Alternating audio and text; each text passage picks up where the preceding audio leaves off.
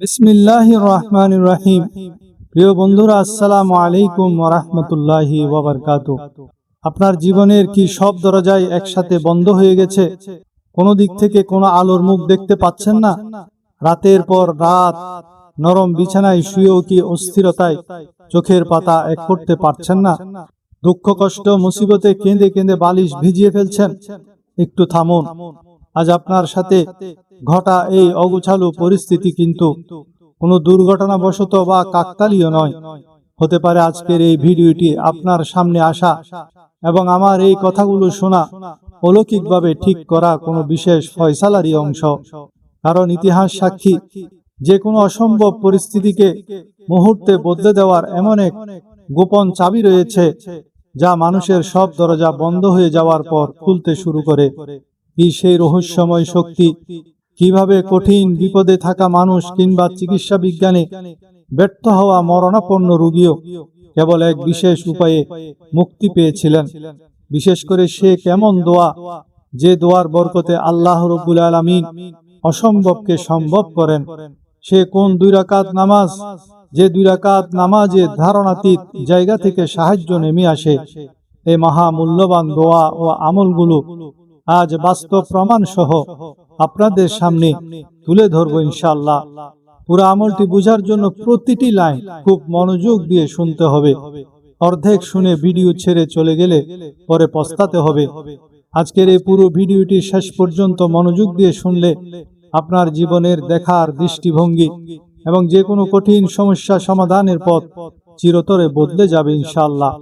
আজকের এই আলোচনাটি শুনে যদি আপনার মনের কোণে একটুও প্রশান্তি জমে, কিংবা মনে হয় এই কথাগুলো এই মুহূর্তে নিঃসঙ্গতায় ভোগা কোনো এক মানুষের জীবনের দিশা বদলে দিতে পারে, তবে অন্তত একটি লাইক দিয়ে আর নিচে কমেন্টে আমিন বা আপনার মনের কথাটুকু লিখে আমাদের এই ভালোবাসার জালে যুক্ত থাকবেন।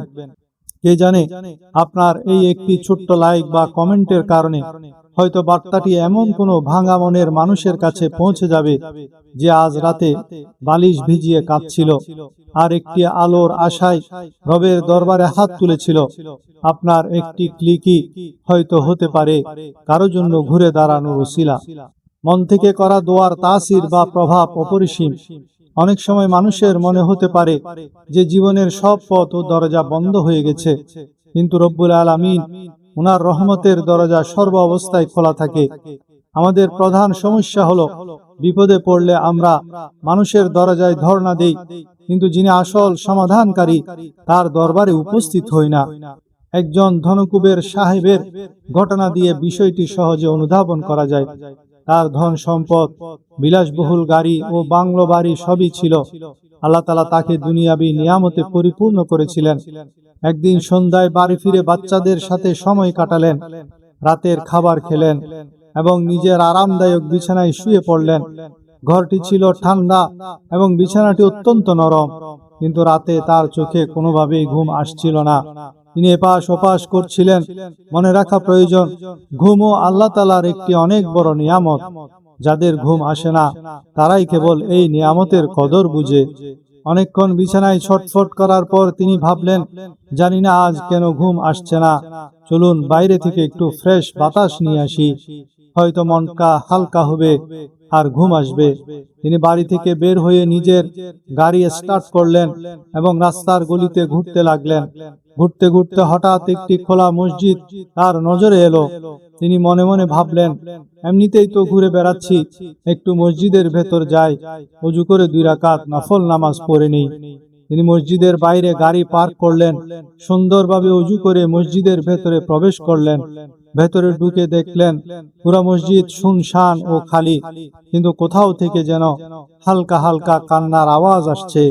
তিনি চিন্তা করলেন, রাতের এই নিঝুম প্রহরে মসজিদে কে কাঁদছে? কাছে গিয়ে দেখলেন মসজিদের এক কোণে এক অত্যন্ত দরিদ্র লোক আল্লাহর বারগাহে হাত তুলে অঝোর ধারায় কাঁদছে এবং আকুতি জানিয়ে বলছে, হে আল্লাহ, আমার ছোট মেয়েটি ভীষণ অসুস্থ, ডাক্তার জরুরি অপারেশনের কথা বলেছেন, কিন্তু আমার মতো নিঃস্ব গরিবের কাছে তো কোনো টাকা নেই, আমি কোথা থেকে এত টাকা আনবো? হে রব্বুল আলামিন, তুমি তো সব কিছুর উপায় তৈরি করে দাও, আমার এই করুণ অবস্থার উপর রহম করো। মসজিদে দাঁড়িয়ে এই দৃশ্য দেখে সেই ধনী ব্যক্তিটি তৎক্ষণাৎ বুঝতে পারলেন আজ রাতে কেন তার ঘুম আসছিল না। আল্লাহ তাআলা তাকে কেন এই নিঝুম রাতে গাড়ি নিয়ে রাস্তায় বের করেছিলেন। তিনি মূলত এই অসহায় বান্দার সাহায্যার্থে প্রেরিত হয়েছেন। তিনি লোকটির কাছে গেলেন, পকেটে থাকা নগদ সব টাকা বের করে তার হাতে তুলে দিলেন এবং বললেন, ভাই এই টাকাগুলো নিন এবং আমার বিজনেসের এই কার্ডটি রেখে দিন। ভবিষ্যতে কখনো কোনো প্রয়োজন হলে আমার সাথে নিঃসংকোচে যোগাযোগ করবেন। কিন্তু সেই গরিব লোকটি ছিলেন অত্যন্ত আত্মমর্যাদাবান। তিনি কার্ডটি বিনীতভাবে ফিরিয়ে দিয়ে বললেন, আমার কোনো ঠিকানার প্রয়োজন নেই, আমার কাছে স্থায়ী একটি ঠিকানা আছে। ধনী লোকটি অবাক হয়ে জিজ্ঞেস করলেন, কোন ঠিকানা? গরিব লোকটি জবাবে বললেন, এই যে আল্লাহর ঘর। আমি রব্বুল করিমের দরবারে কেঁদেছি আর তিনি আপনাকে আমার কাছে পাঠিয়ে দিয়েছেন। যখন আবার কোনো সংকট আসবে আমি পুনরায় এই দরবারেই চলে আসব। দুনিয়ার সব দরজা বন্ধ হয়ে গেলেও আমার করিমের দরজা সর্বদাই খোলা থাকে। সুবহানাল্লাহ। প্রিয় বন্ধুরা, পাকিস্তানের বিখ্যাত চিকিৎসক ডাক্তার আহমদের ঘটনাটি এই প্রসঙ্গে এক অনন্য দৃষ্টান্ত। তিনি ছিলেন নিজ দেশের সেরা সার্জন। চিকিৎসা ক্ষেত্রে তার আজীবন অবদানের জন্য সরকার তাকে দেশের সর্বোচ্চ সম্মাননা গোল্ড মেডেল দেওয়ার সিদ্ধান্ত নেয়। রাজধানী শহরে আয়োজিত মূল অনুষ্ঠানে যোগ দিতে তিনি বিমানে উঠলেন, কিন্তু উড্ডয়নের কিছু পরেই আবহাওয়া চরম খারাপ হয়ে যায় এবং যান্ত্রিক ত্রুটির কারণে বিমানটি মাঝপথে এক ছোট্ট বিমানবন্দরে নামতে বাধ্য হয়। অনুষ্ঠানের সময় পার হয়ে যাচ্ছে দেখে ডাক্তার আহমদ বিমানবন্দর থেকে একটি রেন্টে কার ভাড়া নিয়ে সড়ক পথে রাজধানীর উদ্দেশ্যে রওনা হলেন।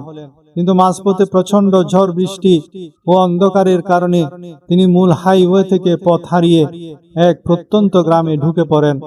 দীর্ঘক্ষণ গাড়ি চালিয়ে তিনি ক্লান্ত, ক্ষুধার্ত ও দিশাহারা হয়ে পড়েন। হঠাৎ দূরে একটি কুঁড়ে ঘরে বাল্বের আলো জ্বলতে দেখে তিনি আশ্রয়ের আশায় সেখানে গিয়ে কড়া নাড়েন। ভেতর থেকে এক বৃদ্ধা মহিলা দরজা খুলে তাকে পরম আদরে ভেতরে ডেকে নেন, পানি ও খাওয়ার ব্যবস্থা করেন। ঘরে ঢুকে ডাক্তার আহমদ দেখলেন পাশে বিছানায় এক ছোট্ট ছেলে শুয়ে আছে। জিজ্ঞেস করতে বৃদ্ধা চোখের পানি ফেলে বললেন, বাবা, এটি আমার নাতি, ও খুব জটিল রোগে আক্রান্ত। গ্রামের ডাক্তাররা বলেছেন আমাদের দেশে নাকি ডাক্তার আহমদ নামে একজন বড় ডাক্তার আছেন, একমাত্র তিনিই এর অপারেশন করতে পারেন। কিন্তু আমি এক দরিদ্র বুড়ি, আমার তো শহরে যাওয়ার বা সেই বড় ডাক্তারকে ফি দেওয়ার সাধ্য নাই। তাই আমি প্রতিদিন নামাজের পর আল্লাহর কাছে দোয়া করি, হে আল্লাহ, তুমি আমার এই নাতিকে ডাক্তার আহমদের কাছে পৌঁছে দাও, না হয় ডাক্তার আহমদকে আমার ঘরে পাঠিয়ে দাও। কথাটি শুনে ডাক্তার আহমদ অজুরে কাঁদতে লাগলেন এবং বললেন, আম্মা, আল্লাহ আপনার দোয়ার খাতিরে বিমান খারাপ করেছেন, ঝড় বৃষ্টি দিয়ে আমাকে পথ ভুলিয়েছেন এবং গাড়ি চালিয়ে সোজা আপনার এই কুঁড়ে ঘরে এনে দাঁড় করিয়েছেন। আমি সেই ডাক্তার আহমদ। সুবহানাল্লাহ। আমরা প্রায়শই এমন ভুলে লিপ্ত হই, বিপদে পড়লে প্রথমে ডাক্তার, উকিল, পুলিশ বা অন্যান্য দুনিয়াবী মাধ্যমের পেছনে ছুটি। অবশ্যই মাধ্যমে চেষ্টা করা ইসলামে নিষিদ্ধ নয়, কিন্তু মাধ্যমের চেয়ে মাধ্যমগুলোর স্রষ্টা অর্থাৎ খালেকে আসবাব এর উপর আগে ভরসা রাখা প্রয়োজন। রোগ হলে নিশ্চয় ডাক্তারের কাছে যাবেন, কিন্তু হৃদয়ে প্রথম এই বিশ্বাস লালন করতে হবে যে শেফা দানকারী একমাত্র আল্লাহ। ব্যবসায় ক্ষতি হলে বা পরিবারের সংকট দেখা দিলে আগে রবের দরবারে সিজদা অবনত হয়ে যাবে। সারাদিন দুনিয়ার দরজায় ধাক্কা না খেয়ে যদি ব্যথিত হৃদয়ে, ভাঙা মনে, পূর্ণ মনোযোগের সাথে আল্লাহর বারগাহে 2 রাকাত নামাজ পড়ে দোয়া করা হয়, তবে বড় বড় কঠিন সমস্যার অলৌকিক সমাধান হয়ে যায়। কোরআন মজিদে বিশেষ করে সূরা আম্বিয়ায় বহু নবী রসুলের সংকটকাল এবং তাদের দোয়ার কথা উল্লেখ করা হয়েছে। সেখান থেকে স্পষ্ট বোঝা যায় আল্লাহর প্রিয় নবীগণ কিভাবে চরম বিপদে কেবল আল্লাহর দিকেই মন ধাবিত করতেন এবং খন্দনরত অবস্থায় মুনাজাত করতেন। হযরত নূহ আলাইহিস সালাম তিনি সুদীর্ঘ 950 বছর ধরে নিজের কওমকে এক আল্লাহর দিকে ডেকেছেন এত দীর্ঘ সময়ে মাত্র কম বেশি ৮০ জন মানুষ ঈমান এনেছিলেন। কওমের লোকেরা তার উপর অমানবিক নির্যাতন চালাতো, গালিগালাজ করত, প্রহার করত। এত বাধা ও কষ্টের পরও তিনি দ্বীনের কাছ থেকে পিছিয়ে যাননি। অবশেষে তিনি যখন আল্লাহর কাছে দোয়া করলেন, আল্লাহ তাআলা মহাপ্লাবনের মাধ্যমে অত্যাচারী কাফেরদের ধ্বংস করে দিলেন এবং হযরত নূহ আলাইহিস সালাম ও তার সঙ্গীদের উদ্ধার করলেন। এই ঘটনা থেকে আমাদের শিক্ষা হলো, সংখ্যার দিকে না তাকিয়ে দ্বীনের কাজে অবিচল থাকা এবং ফলাফলের জন্য আল্লাহর উপর ভরসা করা। হযরত আইয়ুব আলাইহিস সালাম, তার জীবনে এসেছিল কঠিন পরীক্ষার ঝড়। তিনি দীর্ঘকাল কঠিন রোগে ভুগেছেন। তার সমস্ত সন্তান ইন্তেকাল করেছিল, বিপুল ধন সম্পদ ধ্বংস হয়ে গিয়েছিল। সেই চরম পরিস্থিতিতে তিনি দুনিয়ার কারো কাছে অভিযোগ করেননি, বরং আল্লাহর বারগাহে হাত তুলে বলেছিলেন, রব্বি আন্নি মাসসানিয়াদ দুররু ওয়া আনতা আরহামুর রাহিমিন। নিশ্চয় আমাকে দুঃখ কষ্ট স্পর্শ করেছে, আর তুমি তো সর্বশ্রেষ্ঠ দয়ালু। সুবহানাল্লাহ। কত সুন্দর দোয়া! এটি এমন এক গ্রহণযোগ্য দোয়া যার বরকতে আল্লাহ তাআলা তাকে পূর্ণ সুস্থতা দান করেছিলেন এবং তার হারানো সমস্ত সম্পদ ও সন্তানাদি দ্বিগুণ হারে ফিরিয়ে দিয়েছিলেন। আমরাও যে কোনো এই ধরনের মুসিবতে পড়লে এই দোয়াটি পাঠ করতে পারি। হযরত জাকারিয়া আলাইহিস সালাম, তিনি বার্ধক্যে উপনীত হয়েছিলেন এবং তার স্ত্রী ছিলেন বন্ধ্যা। চিকিৎসা বিজ্ঞানের দৃষ্টিতে সন্তান হওয়া অসম্ভব হলেও তিনি আল্লাহর রহমত থেকে নিরাশ হননি। তিনি দোয়া করেছিলেন, রব্বি লা তাজারনি ফারদান ওয়া আনতা খায়রুল ওয়ারিসিন। হে আমার রব, আমাকে একা ছেড়ে দিও না, আর তুমিই তো সর্বশ্রেষ্ঠ ওয়ারিস। আল্লাহ তাআলা তার দোয়া কবুল করে তাকে হযরত ইয়াহিয়া আলাইহিস সালামের মতো গুণী পুত্র সন্তান দান করেন এবং তাকেও নবুয়তের মর্যাদায় ভূষিত করেন। যাদের সন্তান হয় না তারা এই দোয়াটি বেশি বেশি পড়তে পারেন। যাদের কন্যা সন্তান আছে, পুত্র সন্তান হয় না, তারাও এই দোয়াটি বেশি বেশি পড়তে পারেন। হযরত ইউনূস আলাইহিস সালাম, তিনি যখন গভীর সমুদ্রের মাঝে প্রকাণ্ড মাছের পেটে বন্দী ছিলেন, সেই অন্ধকার ও শ্বাসরুদ্ধকর পরিস্থিতিতেও তিনি আল্লাহর উপর ভরসা রেখেছিলেন।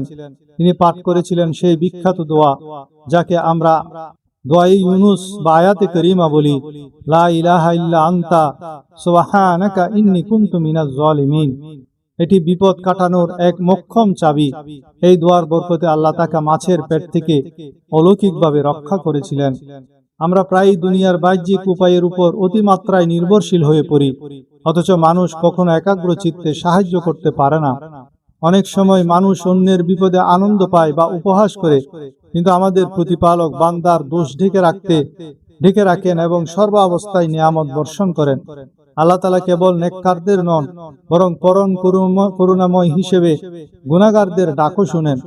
ইতিহাস থেকে জানা যায়, এক অত্যাচারী অমুসলিম বাদশা শত্রুপক্ষের হাতে বন্দী হওয়ার পর তাকে তামার তৈরি এক বিশাল পাত্রে পুরে নিচে আগুন জ্বালিয়ে দেওয়া হয়েছিল। ব্যাগ যখন গরম হয়ে শরীর ঝলসে যাচ্ছিল, তখন সে তার ভুয়া উপাস্যদের ডেকে কোনো সারা শব্দ পায়নি। মৃত্যুর মুখোমুখি দাঁড়িয়ে সে বুঝতে পারল এদের কোনো ক্ষমতা নেই। তখন সে পরম আকুতি নিয়ে মুসলমানদের রবকে ডেকে চিৎকার করে বলতে লাগলো, ইয়া আল্লাহ, ইয়া রহমান, আমাকে রক্ষা করো, এবং লা ইলাহা ইল্লাল্লাহ পাঠ করতে লাগলো। তার এই কৃত্রিম আকুতি আল্লাহর দরবারে কবুল হলো। মুহূর্তের মধ্যে মুষলধারে বৃষ্টি নেমে আগুন নিভে গেল এবং প্রচন্ড কালবৈশাখী ঝড় এসে রশি ছিঁড়ে সেই ডেকটিকে উড়িয়ে নিয়ে এক অমুসলিম কওমের এলাকায় ফেলে দিল। কওমের লোকেরা উড়ন্ত ডেক থেকে লোকটিকে বের হতে দেখে অবাক হলো। বাদশা তার রক্ষা পাওয়ার অলৌকিক ঘটনা বর্ণনা করতে পুরা কওমের মানুষ প্রভাবিত হয়ে কালিমা পড়ে মুসলমান হয়ে গেল। সুপ্রিয় সুধীবৃন্দ, আরেকটি ঘটনা, ৩য় হিজরিতে গজওয়ায়ে গাতফানের সময় রাসূলুল্লাহ সাল্লাল্লাহু আলাইহি ওয়াসাল্লাম সাহাবীদের থেকে একটু দূরে গিয়ে একটি মাছের ছায়ায় একাকী বিশ্রাম নিচ্ছিলেন। এই সুযোগে এক কাফের হাতে ধারালো নগ্ন তলোয়ার নিয়ে নিঃশব্দে এসে রাসূল সাল্লাল্লাহু আলাইহি ওয়াসাল্লামের সামনে দাঁড়ালো এবং অহংকার করে বলল, হে মুহাম্মদ, এখন বলুন, আমার এই তলোয়ারের হাত থেকে আপনাকে কে বাঁচাবে? রাসূলুল্লাহ সাল্লাল্লাহু আলাইহি ওয়াসাল্লাম বিন্দুমাত্র বিচলিত না হয়ে পূর্ণ আত্মবিশ্বাসের সাথে কেবল একটি শব্দ উচ্চারণ করলেন, আল্লাহ। আমার নবী বললেন, আল্লাহ। এই পবিত্র নামের মধ্যে ছিল এমন এক অলৌকিক প্রভাব, তা শোনা মাত্রই কাফের লোকটি ভয়ে থর থর করে কাঁপতে লাগলো এবং তার হাত থেকে তলোয়ারটি মাটিতে পড়ে গেল। রাসূলুল্লাহ সাল্লাল্লাহু আলাইহি ওয়াসাল্লাম মাটিতে পড়ে থাকা তলোয়ারটি হাতে নিয়ে বলল, হে কাফের, এখন বলো আমার হাত থেকে তোমাকে কে বাঁচাবে? লোকটি কেঁদে ফেলে বলল, আমাকে বাঁচানোর মতো কেউ নেই। রাসূলুল্লাহ সাল্লাল্লাহু আলাইহি ওয়াসাল্লাম তার অসহায়ত্ব দেখে তাকে ক্ষমা করে দিলেন। নবীর এই মহান ক্ষমাশীলতা, উত্তম চরিত্রে মুগ্ধ হয়ে সেই লোকটি তাৎক্ষণিক ইসলাম গ্রহণ করল। এই ঘটনা আমাদের শেখায়, শত্রুর মুখোমুখি হলেও বা কঠিন সংকটে পড়লেও সাহস না হারিয়ে আল্লাহর উপর ভরসা রাখা উচিত। একই সাথে আমাদের ব্যক্তিগত জীবনে ক্ষমা করার মানসিকতা গড়ে তোলা প্রয়োজন। সামান্য কথায় আত্মীয়তা ছিন্ন করা বা প্রতিশোধ পরায়ণ হওয়া সুন্নতের পরিপন্থী। অতীতে আমাদের মায়েরা ও নানা নানিরা শিশুদের ঘুম পাড়ানোর সময় কিংবা ভোরের আলো ফুটার সাথে সাথে জিকির, আসমাউল হোসনা ও দুরূদ শরীফ শোনাতেন। ফলে শৈশব থেকেই কোমল মনে দ্বীনি আবহ তৈরি হতো। কিন্তু আধুনিক যুগে শিশুরা মোবাইল, গান বাজনা ও কার্টুন দেখতে দেখতে বড় হচ্ছে, যার ফলে তাদের মন থেকে আল্লাহর জিকির ও ভীতি উঠে যাচ্ছে। আরেকটি বড় বেদি হলো, আমরা বিপদে পড়লে মসজিদে ছুটি, কোরআনখানি বা খতমের আয়োজন করি, কিন্তু সংকট কেটে গেলেই আবার পূর্বের মতো উদাসীন হয়ে যায়, মসজিদ থেকে দূরে সরে পড়ি। কোরআনে আল্লাহ এই মনোভাবকে কাফেরদের বৈশিষ্ট্য হিসেবে আখ্যায়িত করেছেন। মুমিনের বৈশিষ্ট্য হলো সুখ দুঃখ সর্বাবস্থায় রবের সাথে সম্পর্ক বজায় রাখা। সাইয়েদনা আবুল হাসান সিররি সক্তি রহমতুল্লাহ আলাইহ জীবনের একটি ঘটনা এই ক্ষেত্রে অনুসরণীয়। এক প্রতিবেশী নারী এসে কান্নাকাটি করে বললেন যে তার ছেলেকে বাদশার সিপাহীরা ধরে নিয়ে গেছে, তাই তিনি যেন গিয়ে একটু সুপারিশ করেন। হযরত সিররি সক্তি রহমতুল্লাহ আলাইহ শুনেই জায়নামাজ বিছিয়ে সুন্নতের অনুসরণে দীর্ঘ সালাতুল হাজতের নামাজে দাঁড়িয়ে গেলেন। পরম তৃপ্তি ও মনোযোগের সাথে নামাজ শেষ করার পরপরই খবর এলো যে তার ছেলে সসম্মানে জেল থেকে মুক্তি পেয়ে বাড়ি ফিরে এসেছে। বাহ্যিক দৌড়ঝাঁপ করার আগে সালাতুল হাজত পরে রবের সাহায্য চাওয়াই হলো সমস্যা সমাধানের সবচেয়ে সংক্ষিপ্ত ও কার্যকর পথ। অনেক সময় আমরা দীর্ঘকাল ধরে কান্নাকাটি করে দোয়া করার পরও তাৎক্ষণিক ফলাফল দেখতে পাই না। এতে মন নিরাশ হওয়া বা শয়তানের প্ররোচনায় পড়ার কোনো কারণ নেই। হাদিস শরীফে এসেছে, যখন কোনো পাপাচারী বা কাফের ব্যক্তি আল্লাহর কাছে কিছু চায়, তখন আল্লাহ তাআলা ফেরেশতাদের আদেশ দেন, এর চাওয়া দ্রুত পূরণ করে দাও, কারণ আমি এর বিশ্রী আওয়াজ শুনতে চাই না। পক্ষান্তরে যখন কোনো প্রিয় বান্দা চোখের পানি ফেলে রবের দরবারে হাত তোলে, তখন আল্লাহ ফেরেশতাদের বললেন, এখনই এর কাজ করো না, একে আরো কাঁদতে দাও, কারণ আমার এই বান্দার আকুতি ও কান্নাকাটি শুনতে বড্ড ভালো লাগছে। অভিভাবক যেমন সন্তান জেদ করলেও অসুস্থতার সময় তার ক্ষতির কথা ভেবে শীতল পানীয় বা আইসক্রিম হাতে তুলে দেন না, তেমনি আল্লাহ তাআলাও জানেন তার বান্দার জন্য কখন কোনটা কল্যাণকর। তাই দোয়া কবুল হতে দেরি হলে মন খারাপ না করে এটি ভেবে সন্তুষ্ট থাকা উচিত যে আমার রবের ইচ্ছাই আমার জন্য সর্বোত্তম। পরিশেষে রোগ শোক, ঋণগ্রস্ততা বা যে কোনো জটিল সংকটে একমাত্র আল্লাহ তাআলাকেই অভিভাবক হিসেবে গ্রহণ করতে হবে, কারণ তিনি সম্মান দানকারী, তিনি রোগ থেকে আরোগ্য প্রদানকারী এবং তিনি সকল কষ্টের অবসান ঘটিয়ে অন্তরে প্রশান্তি দানকারী। প্রিয় ভাই ও বোনেরা, আজকের এই পুরো আলোচনা শেষে অন্তরের অন্তঃস্থল থেকে একটি কথাই বলতে চাই, আপনার পরিস্থিতি আজ যেমনই হোক না কেন, জীবনের কোনো বাঁকে কখনো হতাশ হয়ে রবের রহমত থেকে মুখ ফিরিয়ে নেবেন না। মানুষ আপনাকে ফেলে দিতে পারে, দুনিয়া আপনার পথ আটকে দিতে পারে, কিন্তু যে মালিক আপনাকে সৃষ্টি করেছেন তিনি কখনো আপনাকে একা ছেড়ে দেবেন না। সব দরজা যখন বন্ধ মনে হবে, তখন মনে রাখবেন আপনার সিজদার জায়গাটি কিন্তু এখনো খোলা আছে। আজ রাতে ঘুমাতে যাওয়ার আগে সব দুশ্চিন্তা রবের উপর ছেড়ে দিয়ে তার দরবারে নিজের মনটা উজাড় করে দিন। যিনি রাতের অন্ধকার শেষে আলো ফুটাতে পারেন, তিনি আপনার জীবনেও আবার সুখের ভোর এনে দিতে পারেন ইনশাআল্লাহ। আল্লাহ তাআলা আমাদের সবাইকে সব পরিস্থিতিতে একমাত্র তার উপরই ভরসা রাখার তৌফিক দান করুন। আমাদের সকল পেরেশানি দূর করে দিন এবং অন্তরে প্রশান্তি দান করুন। আমিন ইয়া রাব্বাল আলামিন।